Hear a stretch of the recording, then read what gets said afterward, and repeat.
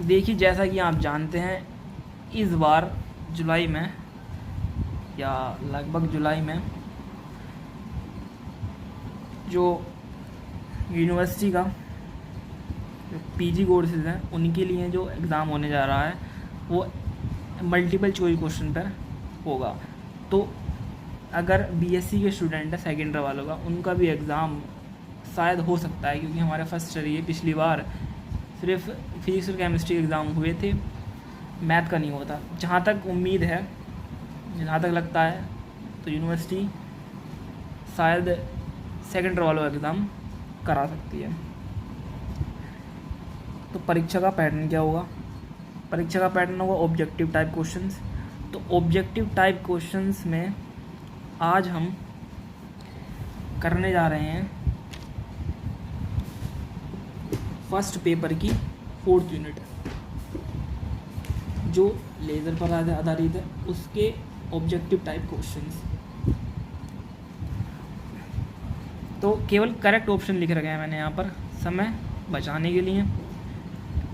ये सिर्फ उनके लिए हैं जिन्होंने अब तक कुछ नहीं पढ़ा, क्योंकि लगभग 1 महीना रह गया है। अगर कराते हैं तो शायद कुछ इनसे मार्क्स आ सकते हैं। तो यहाँ पर मैंने कुछ क्वेश्चंस लिख रखे हैं जो इम्पोर्टेंट हो सकते हैं, या हम कह सकते हैं इम्पोर्टेंट ऑब्जेक्टिव टाइप क्वेश्चंस हैं ये। पहला क्वेश्चन देखते हैं। लेज़र प्रोसेस का बेसिस है। लेज़र कब बनती है, लेज़र क्या होती है, ये आपको पहले पता ही होगा। तो इस लेज़र के बनने का बेसिस क्या है? बेसिक क्या है? वो स्टिमुलेटेड एमिशन है। अब स्टिमुलेटेड एमिशन क्या होता है? एमिशन 2 प्रकार के होते हैं, स्पॉन्टेनियस एमिशन, स्टिमुलेटेड एमिशन। एक होता है एब्जॉर्बेशन। एब्जॉर्बेशन क्या है कि किसी एलिमेंट के energy level, lower energy level में जो एटम है वो एक फ्रिक्वेंसी का रेडिएशन एब्जॉर्ब करके हायर एनर्जी लेवल में चले जाते हैं। तो ये प्रोसेस क्या कहलाएगा? ये एब्जॉर्बेशन कहलाएगा। स्पॉन्टेनियस एमिशन क्या है? स्पॉन्टेनियस एमिशन में हायर एनर्जी लेवल्स में एटम की संख्या ज़्यादा होगी, तो वह म्यू फ्रिक्वेंसी का रेडिएशन एमिट करके लोअर एनर्जी लेवल में आ जाते हैं। तो इस प्रकार का प्रोसेस स्पॉन्टेनियस एमिशन कहलाता है। स्टिमुलेटेड एमिशन क्या है? स्टिमुलेटेड एमिशन में हायर एनर्जी लेवल्स में एटम्स की संख्या लोअर एनर्जी लेवल से अधिक होती है, तो एक म्यू फ्रिक्वेंसी का फोटोन उस एटम को स्टिमुलेट करके उसमें से एक सेम पोलराइजेशन, सेम फ्रिक्वेंसी का फोटोन स्टिमुलेट मतलब बहाकर अपने साथ ले जाता है। तो इस प्रकार के प्रोसेस को स्टिमुलेटेड एमिशन कहते हैं। तो यही प्रोसेस है लेज़र का। लेज़र का ये बेसिक है। तो इस प्रकार लेज़र इस बेसिक पर काम करती है। देखो, लेज़र लाइट क्या है? लेज़र लाइट मोनोक्रोमेटिक होती है। मोनोक्रोमेटिक का मतलब क्या है? मोनोक्रोमेटिक का मतलब है कि उसमें सिर्फ एक ही पर्टिकुलर वेवलेंथ होगी, या कह सकते हैं हम एक ही फ्रिक्वेंसी की लाइट होगी, तो वह मोनोक्रोमेटिक कहलाएगी। तो जैसे रूबी लेज़र का एग्जांपल लेते हैं। रूबी लेज़र में सिर्फ एक ही वेवलेंथ होती है, 6934 एंगस्ट्रॉम की लाइट वो एमिट करती है। इसी प्रकार से हीलियम नियोन लेज़र में 6328 एंगस्ट्रॉम का 6328 एंगस्ट्रॉम का वेवलेंथ वो एमिट करती है। तो मोनोक्रोमेटिक का मतलब क्या हो गया कि मोनोक्रोमेटिक सोर्स वे सोर्स होता है जिसमें से केवल एक ही फ्रिक्वेंसी या फिर एक ही वेवलेंथ का प्रकाश एमिट होता है, यह प्रकाश वो देते हैं। देखो, कोरेंस लेंथ तथा कोरेंस टाइम में रिलेशन है। अब जिन्होंने बिल्कुल नहीं पढ़ा उनके लिए है ये अजीब भी लग रहा होगा। वैसे कोरेंस लेंथ क्या है, कोरेंस टाइम क्या है, कोरेंस क्या है, सबसे पहले तो समझ ले रहे हैं कोरेंस क्या है। ये कोरेंट सोर्सेज क्या होते हैं? देखो, वे सोर्सेज जो सिर्फ एक ही फ्रिक्वेंसी या फिर एक ही वेवलेंथ का प्रकाश एमिट करते हैं, प्रकाश देते हैं, वो सोर्सेज कोरेंट सोर्सेज कहलाते हैं। कोरेंस लेंथ क्या है कि वे एवरेज डिस्टेंस जिसके लिए इलेक्ट्रिक फील्ड वेक्टर में फेज रिलेशन कांस्टेंट होता है, तो वे एवरेज डिस्टेंस कोहेरेंस लेंथ कहलाएगी। कोहेरेंस टाइम की वे एवरेज टाइम होगा जिसके लिए इलेक्ट्रिक फील्ड वेक्टर में फेज रिलेशन कांस्टेंट रह सकता है, वह टाइम कोहेरेंस टाइम कहलाता है। ठीक है, तो ये इनमें रिलेशन क्या है, रिलेशन समझते हैं। हम एक फॉर्मूला जानते हैं, चाल बराबर दूरी बटे समय। तो यहाँ पर फोटोन की बात कर रहे हैं या फिर हम एक रेडिएशन की बात कर रहे हैं। रेडिएशन का मतलब फोटोन, जो हमारे सूर्य से प्रकाश की लाइट आ रही है, सूर्य से जो लाइट आ रही है वो डुअलिटी रखती है। पहले हम अगर एज अ पार्टिकल लें तो हम कहते हैं वो फोटोन के रूप में लाइट आ रही है। तो फोटोन की जो चाल होती है वो प्रकाश की चाल ही है। तो यहाँ पर फोटोन की बात हो रही है, जो वो लेज़र एमिट कर रही है, तो उसकी चाल, प्रकाश की चाल c होगी। दूरी क्या है, दूरी हम कोहेरेंस लेंथ ले रहे हैं, l समय, टॉ कोहेरेंस टाइम है। तो ये रिलेशन क्या निकल गया, l इज टू c टॉ, ये टा बन गया, टो होगा इस प्रकार से। तो ये की रिलेशन आई है। अब नेक्स्ट लेते हैं, तो आइडियल मोनोक्रोमेटिक लाइट के लिए, आइडियल मोनोक्रोमेटिक लाइट के लिए तो उसमें से ये ऑप्शन करेक्ट होगा। देखिए ये ऑप्शन है क्या, इसमें Q है, Q होता है प्योरिटी कोफिशिएंट। अब प्योरिटी का मतलब क्या है, प्योरिटी का मतलब किसी भी लेज़र या फिर किसी भी सोर्स के लिए प्योरिटी का मतलब है कि उसमें केवल एक ही वेवलेंथ जो प्रकाश वह एमिट करता है, जो प्रकाश वह दे रहा है, तो उसमें केवल एक ही वेवलेंथ हो। अब हम जानते हैं कि जो हम वाइट लाइट होती है हमारे जब बल्ब से निकलने वाली, वो भी किसी अन्य कई सारी वेवलेंथ का मिक्सचर होता है। तो Q बेसिकली Q डिपेंड करता है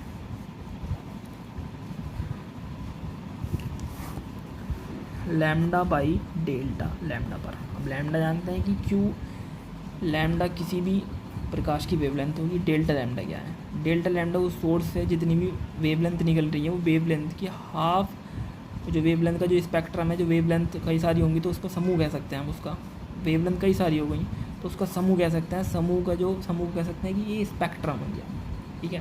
तो स्पेक्ट्रम की हाफ विड्थ है। डेल्टा लैम्डा डिपेंड और करती है, डेल्टा लैम्डा डिपेंड करती है लैम्डा स्क्वायर बाई एल पे।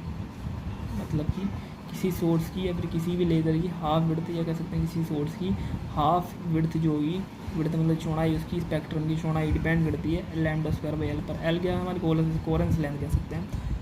अब ये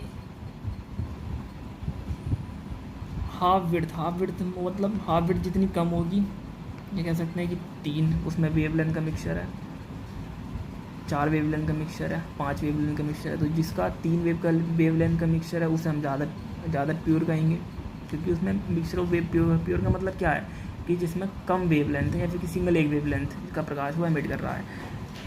तो डेल्टा लैम्डा कम कब होगी, जब लेंथ इंक्रीज हो। ये कोहेरेंस लेंथ है, कोहेरेंस लेंथ इंक्रीज होगी तो डेल्टा लैम्डा डिक्रीज होगा। डेल्टा लैम्डा डिक्रीज होगा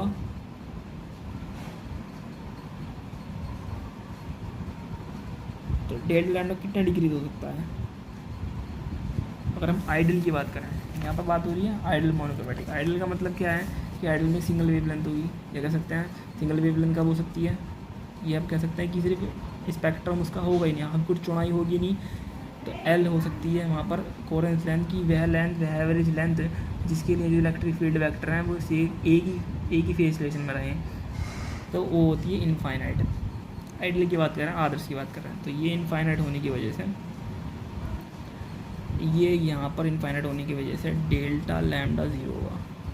अब डेल्टा लैम्डा 0 होगा तो क्यू विल भी क्या जाएगा, लैम्डा बाई डेल्टा लैम्डा, जिससे ये 0 तो delta lambda the Q infinity आएगा। तो आइडियल के लिए जो प्योरिटी कोफिशिएंट है, ये प्योरिटी फैक्टर है, वो इनफाइनाइट होता है। तो यहाँ पर ये सही हो जाएगा। निम्न में से किसके लिए? पॉपुलेशन इन्वर्जन आवश्यक है। यहाँ पर एक वर्ड आया पॉपुलेशन इन्वर्जन। पॉपुलेशन इन्वर्जन क्या होता है ये समझ ले रहे हैं। देखिएगा किसी भी जो एलिमेंट है, कोई भी एलिमेंट है या गैस है, तो उसमें एनर्जी लेवल्स होते हैं जिसमें एटम्स होते हैं। तो ग्राउंड एनर्जी लेवल्स में जो एटम्स हैं और हाई एनर्जी लेवल्स में उन्हें एक्साइटेड करके, उत्तेजित करके हाई एनर्जी लेवल्स में एटम ले जाएं। तो हाई एनर्जी लेवल्स में इतने एटम ले जाएं कि जिनकी संख्या लोअर एनर्जी लेवल में, जो ग्राउंड जिसे कह सकते हैं कि ग्राउंड स्टेट लेवल में जितने एटम्स हैं उनकी संख्या से ज़्यादा हो जाए एक्साइटेड एनर्जी लेवल में। तो इस प्रकार का जो इसे हम कह सकते हैं कि ये पॉपुलेशन इन्वर्जन हो। पॉपुलेशन बदल गई होनी चाहिए। ग्राउंड स्टेट में हर एटम चाहता है कि ग्राउंड स्टेट में रहे, तो ग्राउंड स्टेट में ज़्यादा संख्या ना हो, एक्साइटेड स्टेट में संख्या ज़्यादा एटम की, तो उसे हम पॉपुलेशन इन्वर्जन कहेंगे। पॉपुलेशन इन्वर्जन आवश्यक है। किसके लिए आवश्यक है?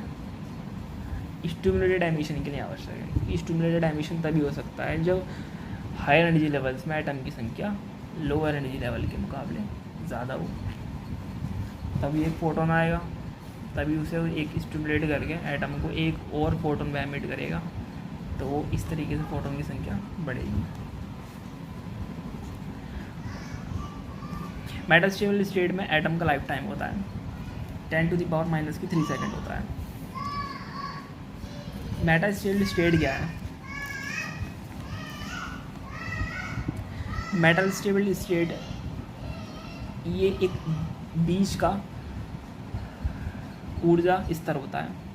एक तो ग्राउंड हम कह सकते हैं कि किसी भी एलिमेंट या किसी तत्व के में जो एनर्जी लेवल्स हैं जिसमें एटम्स हैं वो ग्राउंड स्टेट एनर्जी लेवल है और एक हाई एनर्जी लेवल है। तो उसके बीच का एक एनर्जी लेवल होगा जिसे मेटा स्टेबल स्टेट कहते हैं। इसमें एटम का लाइफ टाइम ज़्यादा होता है। लाइफ टाइम का मतलब कि वह समय जितने तक वह उसमें रह सकता है। अब हाई एनर्जी लेवल में 10⁻⁸ या हम कह सकते हैं 10⁻⁻10 सेकेंड तक एक एटम उसमें रह सकता है। एक सेकंड का 10⁻10 भाग, आप समझ सकते हैं कितना कम समय हो गया कि एक एटम जो ग्राउंड स्टेट एनर्जी लेवल में है वह एक्साइटेड स्टेट एनर्जी लेवल में जाएगा, तो 10 सिर्फ 10⁻10 सेकेंड ही रहकर वह ग्राउंड स्टेट में वापस आ जाएगा। यहाँ पर मेटा स्टेबल स्टेट यहाँ 10⁻³ सेकेंड का समय रखती है कि कुछ हाई एनर्जी लेवल से ये ज़्यादा समय है जहाँ जिसमें एटम आसानी से रह सकता है। तो यहाँ पर संख्या अगर बढ़ सकती है, यही आवश्यक है पॉपुलेशन इन्वर्जन में। मेटल स्टेबल स्टेट लेते हैं हम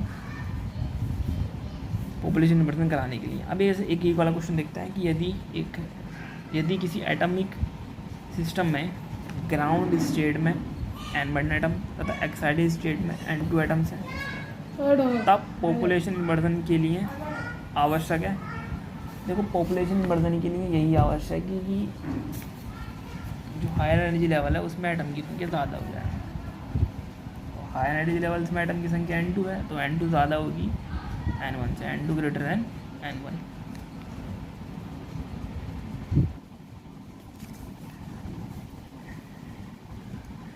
देखते हैं हीलियम नियोन लेज़र एग्जांपल है। हीलियम नियोन लेज़र आप अपने कोर्स में पढ़ेंगे या पढ़ चुके भी होंगे। तो helium neon laser 4 level laser है जिसमें 4 ऊर्जा स्तर होते हैं। हम 4 ऊर्जा स्तर का इस्तेमाल करते हैं। रूबी लेज़र की वेवलेंथ है, रूबी लेज़र की वेवलेंथ होती है 6943 एंगस्ट्रॉम। एंगस्ट्रॉम दूरी की बहुत छोटा मात्रक है,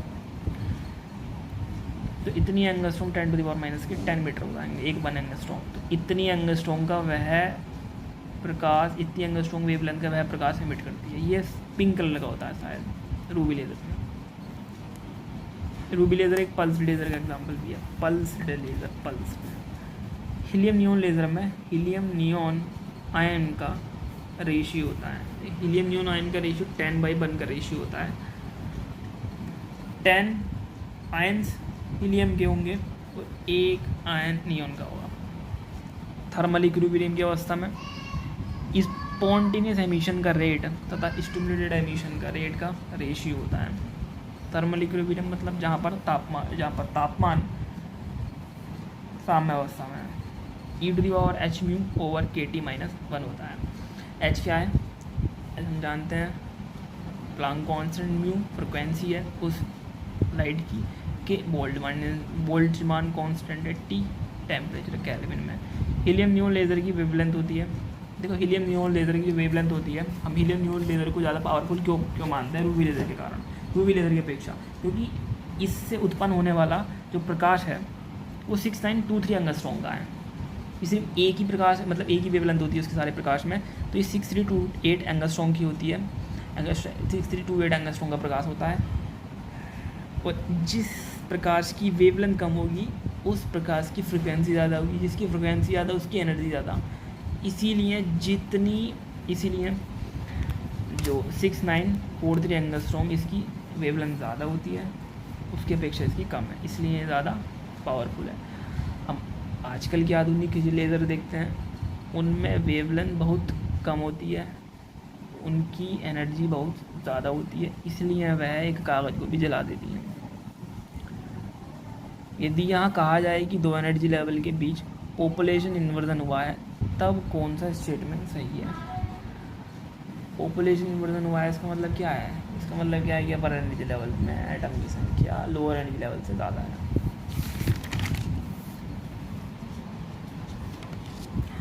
देखो किसी स्पेक्ट्रम लाइन की प्योरिटी होती है, स्पेक्ट्रम लाइन की प्योरिटी, स्पेक्ट्रम लाइन क्या है कि किसी भी सोर्स से जो उत्पन्न प्रकाश है उसमें अलग अलग वेवलेंथ का मिक्सचर है, तो अलग अलग वेवलेंथ के समूह को हम एक स्पेक्ट्रम कहें, तो स्पेक्ट्रम एक लाइन कहें, तो स्पेक्ट्रम लाइन की प्योरिटी का मतलब प्योरिटी कब होगी, जब उसमें वेवलेंथ कम होंगी।